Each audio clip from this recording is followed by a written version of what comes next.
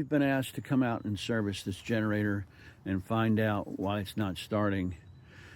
Just wanted to show you a video how it's built up on timbers that are going to eventually rot away, and then if you're not careful it'll slide down the hill. You can see it's already not level, and you can also see that it's not according to code because you have an intake right there going into the house that is less than 10 feet away from the opening of the generator, intake of the generator.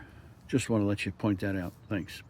You'll notice on this same generator that they have one conduit going from the generator into the house. That means the control wire and the communication wire is inside the same conduit. It's supposed to be in two separate conduits. Low voltage and high voltage is supposed to be in two separate conduits.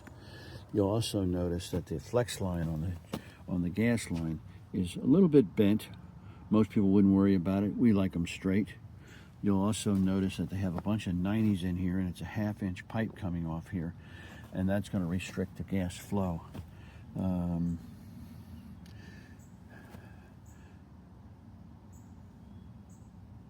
It's also a 1-inch pipe going into the house and going up there, so it's kind of iffy if the gas flow is proper. We wouldn't do it this way. We don't trust it.